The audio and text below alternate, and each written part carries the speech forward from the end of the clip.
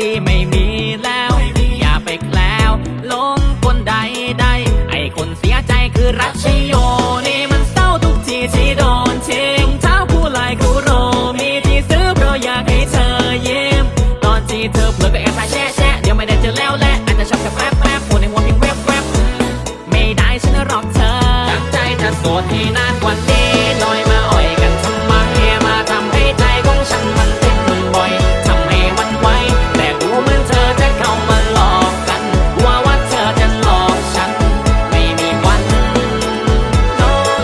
ตั้งใจจะโสดให้นานกว่านี้ลอยมาอ่อยกันทำไมมาทำให้ใจของฉันมันเต้นบ่อยทำให้มันไวแต่ดูเหมือนเธอจะเข้ามาหลอกกันว่าเธอจะหลอกฉันไม่มีวัน no แต่ได้ใจฉันไปครอบครองอยากบอกรักเธอทั้งใจแต่ไม่กล้าพูดออกไปอย่าหลงเลสนในอย่าเผลอไว้ใจมันอันตราย But why you so cute ไม่มีแม้แต่รอยเรียว Oh I'm feeling good